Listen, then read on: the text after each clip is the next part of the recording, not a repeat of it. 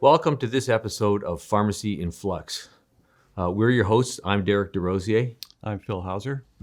Thanks for joining us. In today's session, we're going to look at succession planning and have a discussion about our process and how we take people through the process of succession planning and some of the things that people need to consider when developing their succession plan. We have a slide deck that we're going to use for this episode of Pharmacy in Phlux, and so if you're watching this with video as well, you'll be able to follow along and see the slides. And so with that, let's get right into today's topic of succession planning. And I'm going to turn it over to Phil for the first slide. Thanks, Eric. This is such an important topic for independent pharmacy owners in Canada today. The reason being is going to be evident as we look at this report that's done by the Canadian Federation of Independent Business. If you're not familiar with the CFIB, they're the largest advocacy group for small to medium-sized enterprises. In other words, businesses doing from up to $25 million a year in sales. The data that they produce is about every 5 years on succession planning, and it's dramatic. And again, we're looking at an aging population of business owners in Canada, and certainly the information they provide gives us a window into what that looks like in terms of succession planning and things that need to be addressed. And one of the big bits of data in this first slide is if you look at the amount of owners that are looking to retire. So it's 81% of the owners are literally looking to retire in the not too distant future. So the idea of succession planning is paramount at this point. 49% of them have a succession plan, and 1 in 10 have a formal written plan. So the rest of them have an idea what their succession plan looks like, and the others have more of a formal plan. 48% of them are looking at selling to a family member, but as Derek and I have experienced, that the reality of that is probably quite less. It's an idea that refers to legacy, which we're going to talk a lot about as we move through this presentation today. But we find that there's very, very few cases where it actually works out, where it's sold to a family member. So what are the issues that are, sort of active right now in the marketplace? And we're looking at a very active acquisitions program with the chain store retailers and national chain store retailers of pharmacy, who are also looking at not just acquisitions, but talking about seriously starting up franchise models. In addition to that, you have independent consolidators who are funded through equity funds, and they're in acquisition mode, and there's a number of them in the Canadian marketplace right now. In addition to that, you have government intervention on pricing. We saw that happen recently in 2018 with the Pan-Canadian Alliance on Generics, reducing the cost of generic drugs, which has had an effect on revenue and obviously effect on value, which Derek's going to talk about a little bit later on. And also pressure from individual provincial formularies in reducing costs. On the other side, we've got the scope of practice, which is changing and expanding for pharmacists in the marketplace today, and also looking to introduce new services as well. So here we are early in 2020, and our assessment of the marketplace right now is that things are pretty bearish. The market is quite slow, and it's bearish for a number of reasons. We're seeing certainly much lower multiples of EBITDA, that's earnings before interest, taxes, depreciation, and amortization.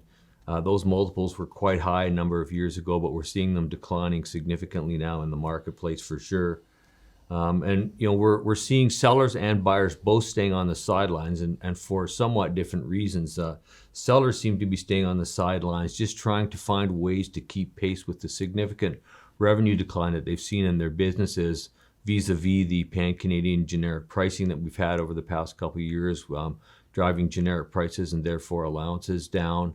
So there's been a lot of downward pressure from those kinds of initiatives on pharmacy revenue, and owners are looking to find ways to replace that revenue with new product lines, new services that they can offer that are cognitive type services that have a fee attached to them. And they're looking to just really try to re-inject some of the value into the business that they've lost over the past few years to ensure that when they do put it on the market and it's time to move towards that succession transition, that they in fact are going to try to recoup the equity that they feel like they may have lost over the last couple of years in the business. Now, on the flip side, the buyers are sort of looking at the situation saying, gee, if I sit tight for a little while longer, I might be able to get a better deal. I might be able to pick up a pharmacy for a little bit less than what it might be worth on the market today if we see this continued downward pressure on EBITDAs. And as well, in some cases, because of all of the downward pressure on revenue, particularly for small independent pharmacies, in an area where there's a large amount of competition, some of the larger players are just sitting on the sidelines saying, why should I pay for any of that business? I'm just going to sit here and wait. And if one of these small independents closes up, maybe I've got a chance to pick up some of that business for free and it'll just walk into my pharmacy. So things are pretty bearish for a number of reasons right now. And here we are in early 2020. We're not seeing a lot of activity in the market for a large number of reasons, but these are some of the things that we're seeing for sure.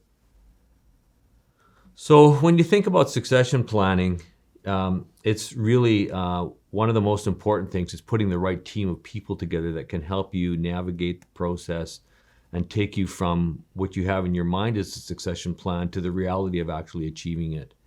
And there are a number of key advisors that you want to have in your camp.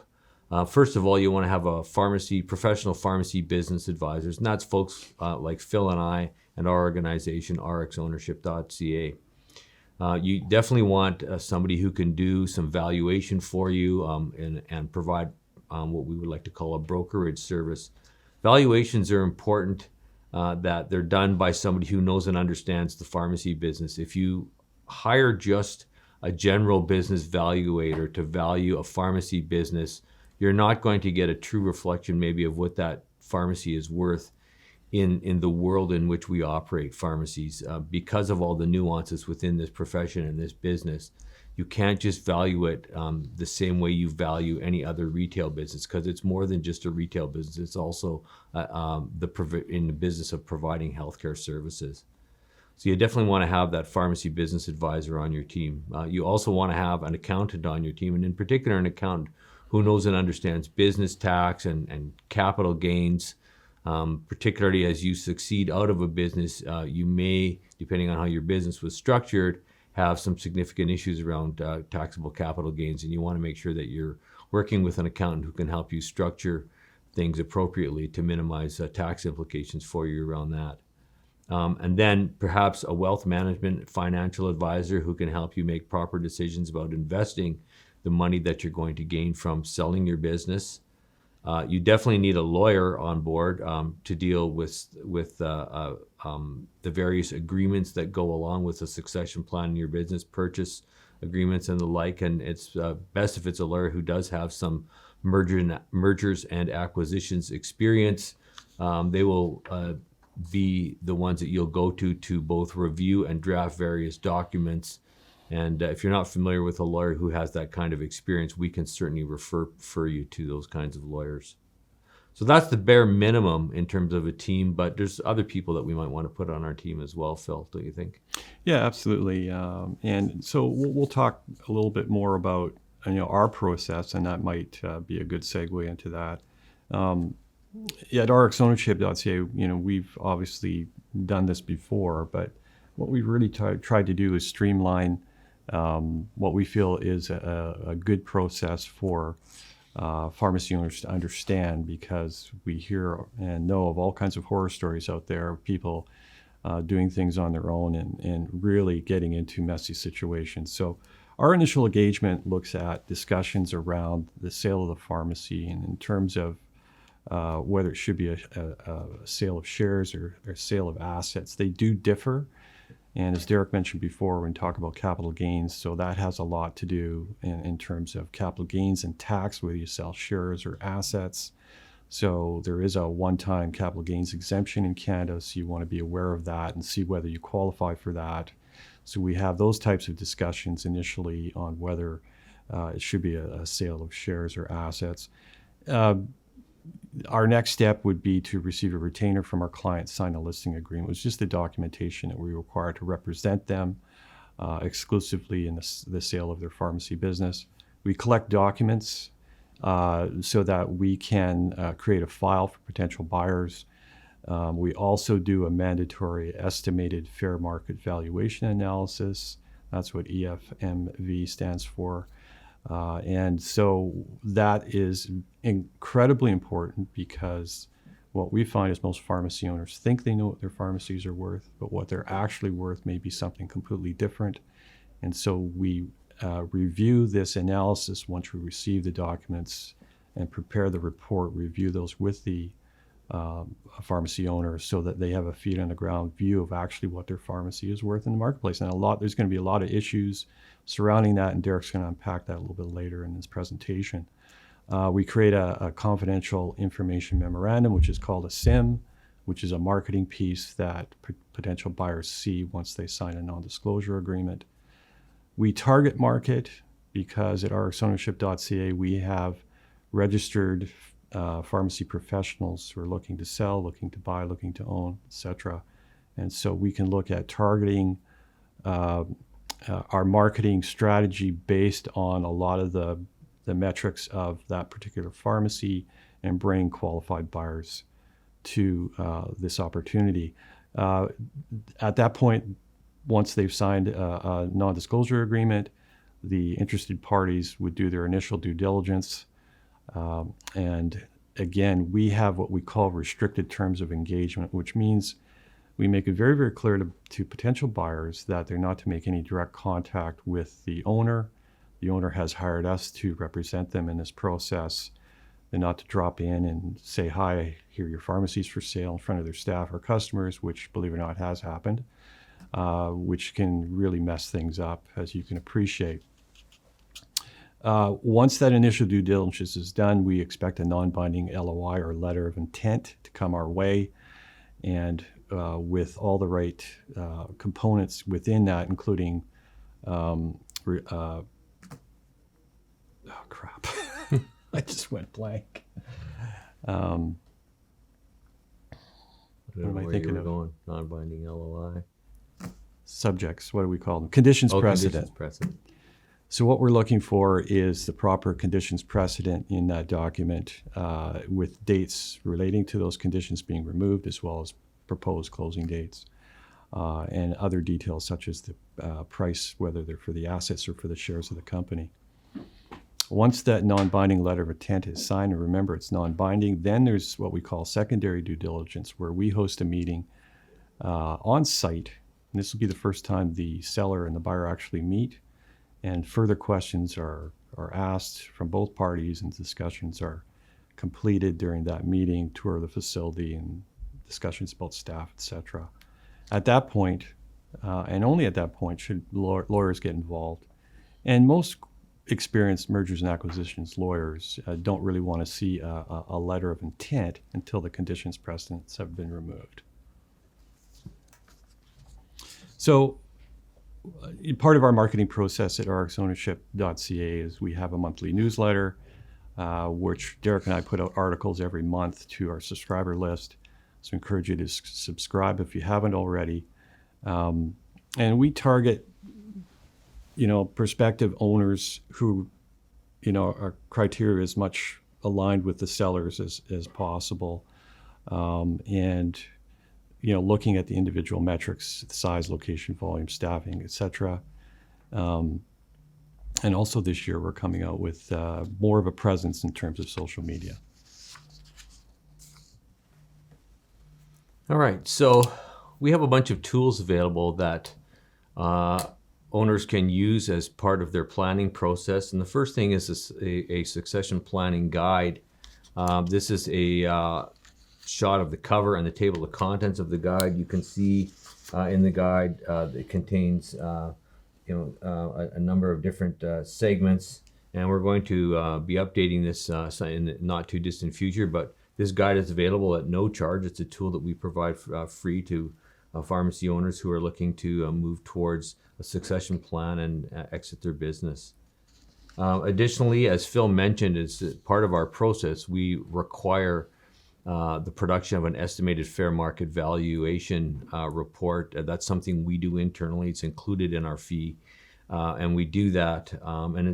As Phil mentioned earlier, it's important to do it because most pharmacy owners, in our experience, either grossly overestimate what they think their business is worth or grossly underestimate it. But it's very rare that we come across somebody who really has a good feel for what their business is really worth, given the marketplace and the environment within which it might be operating. And so when we produce that report, we will be requiring from you as an owner a lot of documentation that will allow us to look at income and expense statements, normalize those income and expenses, and then calculate an EBITDA and then a valuation, which would be a multiple of EBITDA. And we'll also look at that from the perspective of how much debt can the business itself support if, in fact, the purchaser was going to use the business as a way to finance the debt that they're going to incur for the purchase. So that's another tool that's included that we provide at no charge.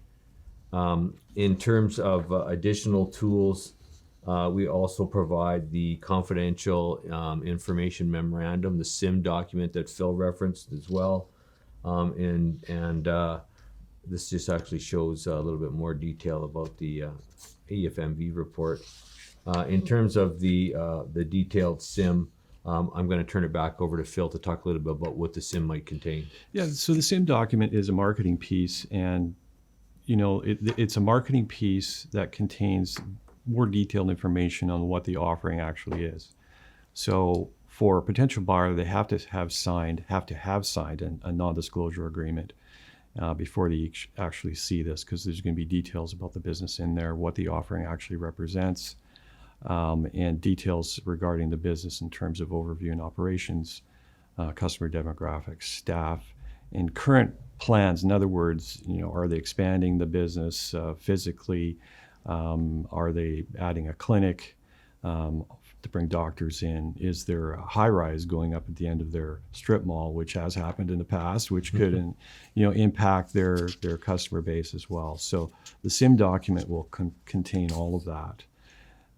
Let's move on to the non-disclosure agreement. The reason I want to just press on this a little bit more is because the non-disclosure agreement is very, very important. Derek and I run into circumstances all the time where proprietary information is handed from a seller to a potential buyer without a non-disclosure agreement. Some people say, well, who needs an NDA? What difference does it make? Well, it makes a huge difference, because this information that's proprietary to your business, if there's no non-disclosure in place, can be handed to just about anybody, including your competitors. So it's really important to have that. We provide this for our clients. It's a 5-page document with a lot of details and exactly how this exchange of proprietary information is going to happen, who's allowed to see it, who's not to see it, and so on. Another document that we give our clients is something called a due diligence form. And this is a form we ask our clients to fill out, and it's details about the business itself. And it will have information about staff. It'll have information about whether or not they have a post office, whether they have long-term care facilities that they service, and even day-to-day things like what their prescription fee is and whether they dispense methadone, things like that. And the reason we gather this data on the business from our clients is so that we can answer fundamental questions without having to pick up the phone and call them every day. Oh, by the way, there's a question about this and that from potential buyers. We can have that as a reference source. So this is a document that we keep in-house, and just to be able to answer those basic questions, because it's really important that our clients remember that they need to maintain their business. They need to be dealing with the day-to-day, moving things forward, and not be concerned about picking up the phone every 10 minutes to answer a question about something.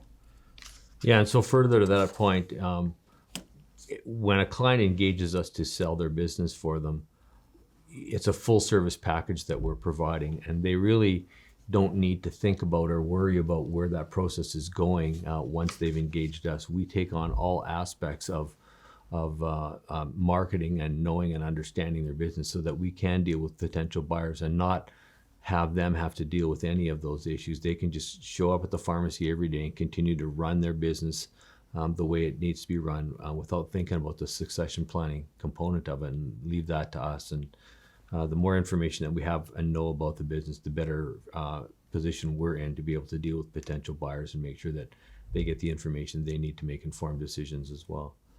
So those are the tools over the last few slides that we've discussed that we provide as part of our service. There are additional tools available from us for purchase through the marketplace component of our website, rxownership.ca. So if you go to rxownership.ca, you'll find in the menu bar across the top of the website an icon there where you can click on Marketplace. And in the Marketplace, there are a number of different documents that are available for purchase. This list shows the major documents that are available. There's a letter of intent template for both a share purchase or an asset purchase. There is a business plan template. If you're somebody who's a buyer, for example, you're going to go borrow money, you're going to need a business plan, and the bank is going to ask you for a business plan. There's even a lease template there for a lease if you're working with a landlord and you need to reference a lease document. There is a pharmacy clinic licensing agreement, which is a unique agreement and document available for purchase that you can use as a template to license space in your pharmacy to, for example, a physician or other healthcare professional. And there's a lot of pharmacies doing that kind of thing these days. We also have a pro forma financial worksheet template, which would go along hand in hand with the business plan. And there's even a shareholder agreement template where you may have multiple owners of a pharmacy and you definitely want to have a shareholder agreement. So all of these are available for purchase on our website at rxownership.ca, and almost all of them also include in the purchase price up to 1 hour of consultation with either Phil or I, or even both of us in some cases, to help you ensure that you're completing the template document properly before you actually go ahead and use it for a specific purpose. So we'll provide you with some guidance if you purchase any of these documents from us, and you can make the purchase directly online through the website. So we're going to talk a little bit over the next few slides about legacy issues. And, you know, this is a very important aspect of a succession plan. When we talk to independent owners who have been in business for a considerable amount of time, they may not realize they have legacy issues, and we find we need to ask the right questions to determine that. And so we're going to talk about what those legacy issues could possibly be and how to work through them. But it's going to be different for every owner. And again, we talked early in this process about desire for owners to sell to a family member, and you know that could be part of the legacy issue. They may want their pharmacy business to remain independent.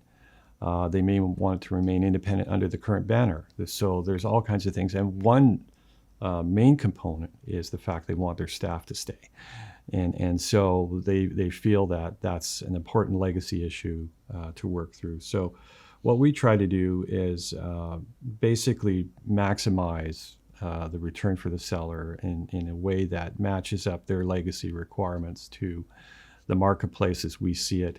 And so we look for purchasers who are really going to come to the table and make that part of the discussion. So that's really important.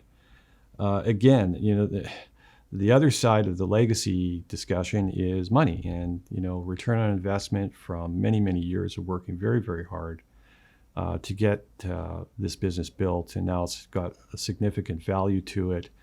And so in one breath, the owners want as much money as they can get out, but on the other side, they want legacy, and sometimes they're not mutually exclusive. So it's really to unpack that in more detail, which we're going to do in further slides, and really look at what that discussion looks like and just how that can be worked through. But it's not always possible in all cases to get the maximum amount of money and the maximum amount of legacy issues addressed. Sometimes there has to be compromise.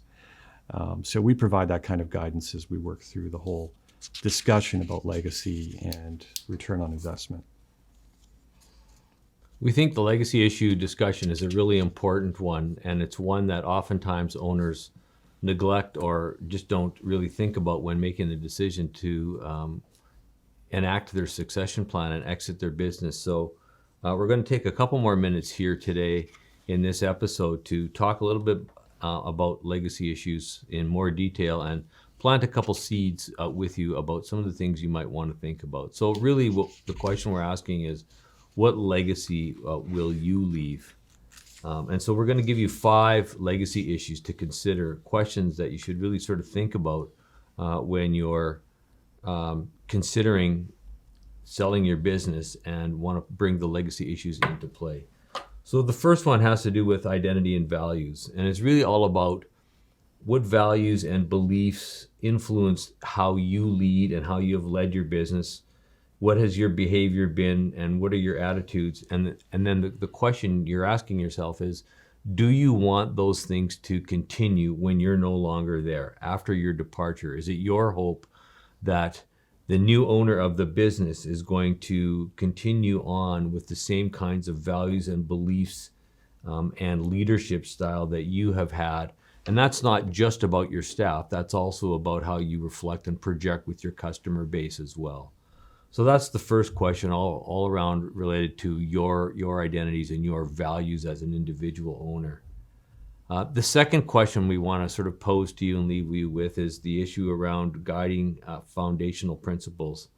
So it's taking those values and beliefs from the first question and translating them into a set of guiding principles in terms of your behavior that reflect in terms of how other people perceive you. And so the question there is, how does your identity and set of values translate into a set of guiding principles that others can in fact begin to expect from you and that you can have continue again when you're gone and you've exited the business? And again, those are things that would impact both your staff as well as your customer base and perhaps even some of your colleagues that you might have worked closely with in the immediate area and environment in which your pharmacy exists. The third thing that you might want to consider from a legacy perspective is all about courage and risk-taking.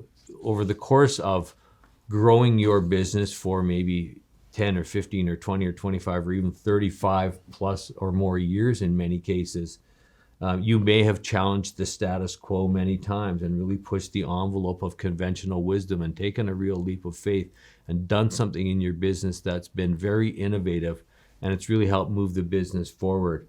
You might have even put your reputation online at one or more times.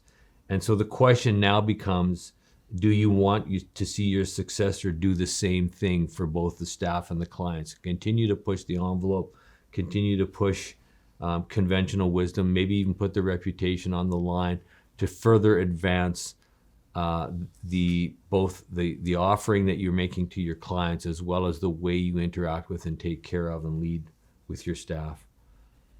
The number 4 issue is all about genuine care and to advance other people. And the question that we'd like you to think about there is, is it important for you to see that your successor continues the leadership journey that you started as the owner of the business by continuing to learn how to better serve others? And that includes, again, the staff and the customers and a way to genuinely support the career advancement of your staff and the client relationships that you've already developed in the community.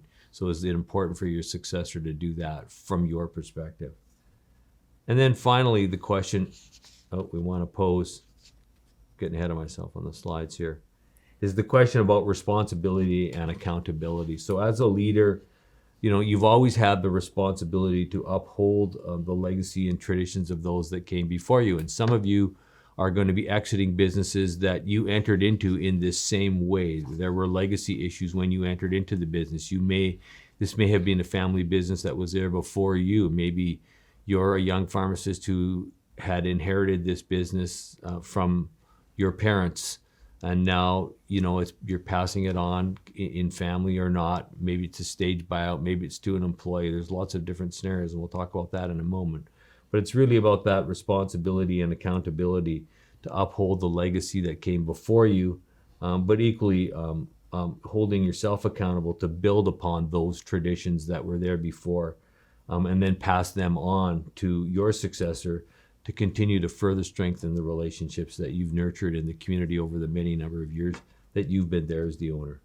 So we hope that those 5 things are things that you'll think about and consider when trying to determine how important these legacy issues are for you.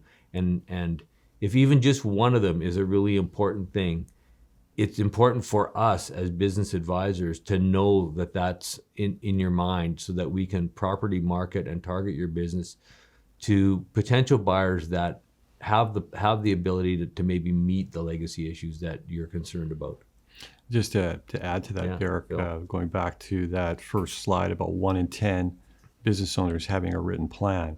So there's a Right. history there, and it's more like an oral history. So it's really our job to sit down and unpack that with the owners and find out where things started and how things got to where they are today. And so that covers typically a lot of years of hard work and innovation. And in the midst of all that is the legacy building blocks. And so that's what we try to unpack as we move through that process. Yeah, well stated. Thank you. So when you go to sell your pharmacy, there's a spectrum of different options that might be available. And this particular slide does not show the entire spectrum. It doesn't show every single option that might be available. And it may be showing options that might not be available to you. All we're trying to illustrate here is the fact that quite often when you go to sell your business and you're going to enact your succession plan and exit the business, there may be multiple options available to you in terms of how you might want to sell the business and who you might want to sell to. And of course, thinking back again about what we just talked about, legacy issues will certainly come into play and may either bring additional of these options into play or eliminate some of them. But there are certainly, the legacy sensitive family type transitions. In some cases, these may or may not always be there. There might be a legacy sensitive sale of a pharmacy, but not to a family person, to an independent external buyer.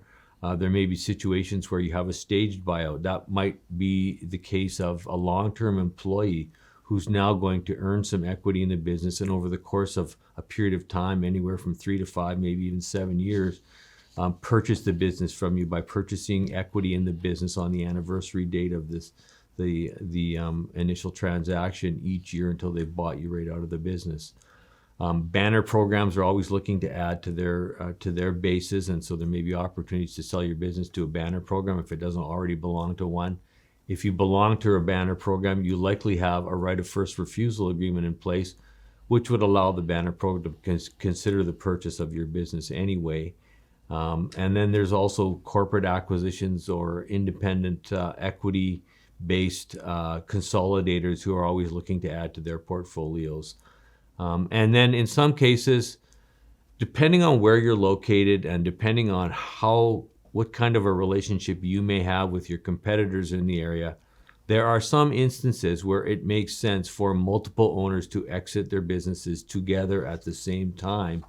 And that may help drive a potential better return on investment for all of the parties involved. If in fact you can take multiple businesses that bring collectively a large volume of both sales and prescriptions to the market at one time, those things are oftentimes attractive to the large corporate entities that are still always in acquisition mode. And those guys are always looking for market share. And so if they see a consolidation like that in a particular marketplace where they can grab a large chunk of market share, they'd be all over that. So yeah, I mean, and they're growing their own market share as well as eliminating the competitors in the area. So it's a really significant win for them when they can do that. Exactly. So, and again, I just want to reiterate before we move off this and get to the last couple slides to wrap up this episode is that, some or all or even more of these types of scenarios might be in play in any given situation, or maybe a lot less, depending on your legacy issues, depending on your expectations, depending on how long the pharmacy's been in business, depending on where it's located, who the competitors are in the area. There's a whole bunch of factors that affect every individual situation differently. So this was just a sample to show you that there's usually multiple ways you can exit the business. Absolutely. And I just want to say this is a fantastic slide and really gives a good cross-section of the options. But we could probably spend a whole session in each one of these columns, talking about how they work and what might be suitable for who. And so if you have any questions, by all means, reach out to us at rxownership.ca. So we'll get into the last couple of bits of today's episode. I'll turn it back over to Phil. Yeah, so obviously, I guess you can tell from what we're saying that we've done a lot of these transactions, and we've consulted independent pharmacy owners on what the process looks like, what the issues are, and so we understand the independent marketplace really well. In addition to that, we understand the independent banner mentality, which is something that is vibrant in the Canadian marketplace. And so it's good to understand that can have an impact on a banner group as well as an owner, and just how that comes together. So, and also just clearly understanding the acquisitions process intimately, I think helps. Rxownership.ca, we have a large registered network of now in excess of 700 pharmacy professionals across the country. And so we're dealing with individuals who are looking to start a pharmacy for the first time, looking to sell their pharmacy, looking to add to their ownership portfolios. And so what we're finding is the majority of buyers are first-time buyers, and those, Derek, as we know, have little or no business experience. And how many calls do we get a year where they haven't consulted with anybody and they get themselves into an ownership situation and it wasn't a good decision, and they want our help? And so what we're trying to do is reduce that to zero if we can. So we're looking for people who need to understand how this works to reach out to us so that we can keep them away from those kind of circumstances. Yeah, I think that's important. Just to dwell on that point for one more moment, Phil. We get calls all the time from people who have, in some cases, already made a commitment that they really shouldn't have made without consulting someone like us or some other professional that could have provided them with some guidance. Number of calls a year come in from somebody who wants to start a new pharmacy, and they say, well, I've already signed a lease. And they haven't done any due diligence around the location itself. They just somehow thought it looked like it should be a good place for a pharmacy. So they've gone and committed to a lease that they're now going to be stuck with paying rent for the next 5 or 10 years, and have no idea about going the rest of the way to actually build a pharmacy business in that location. And those are the kinds of scenarios that I think we're definitely trying to help people avoid by getting the right kind of guidance and advice in the first place, and considering all of the things that they need to look at. There's so many young pharmacy professionals have what I call a romantic view of ownership. Oh, if I could just own that pharmacy. And we get that, and we're excited about that. But you can make a lot of bad decisions if you don't have the proper guidance and understanding of how this all comes together, because it can be a significant financial setback if you do it the wrong way. Yeah, no doubt about it. And we've seen some pretty sad cases of failures for lack of guidance or one bad decision right over the years. So if we were delivering this presentation live to a live audience at this point, we would kind of wrap things up and engage the group in a discussion, a question and answer session. So if you're listening to and or watching this podcast, we encourage you to reach out to us with any questions that you might have. You can reach us through our website at rxownership.ca. There's ways to contact us there. If you want to send us direct email, Phil's email address is phil@rxownership.ca. Mine is Derek, DEREK, at rxownership.ca. We hope that this episode has provided you with some food for thought around succession planning. You should always have a succession plan if you're thinking about exiting your business. It's never too late to start thinking about that, and it's never too early to start thinking about that. And even if you think succession for you is still a number of years away, you should be starting to think about what it might look like and getting some of your thoughts and ideas on paper, document what you think your plan needs to look like and get some appropriate advice. It takes a while to develop and refine your plan, and then depending on what the plan looks like, it may take a little bit of time to execute it as well. You can't just wake up one morning and say, well, I think I'm going to retire. I'm going to sell my pharmacy this week. It doesn't work that way. This takes a lot of planning, and if you have a business plan and you haven't even thought about selling and you're still got a number of years ahead of you, you should still have a component in your business plan itself that speaks to the issues of succession so that you can refine those when the date gets a little bit closer. So if you have any questions, please reach out and contact us. We'd be happy to engage with you at any time. If you want to add anything else. Yeah, Phil, just for today. in closing, when you mentioned the marketplace page on our website, there is a succession workbook. If you're looking at, well, where do I even start with this and what does it look like? Reach out to us, purchase one of those succession workbooks, and it'll help you to know where to start and what questions to answer for yourself and for your business and so on. Great idea, Phil. Thanks very much. Thank you all for tuning in to this episode of Pharmacy in Flux. We'll see you next time.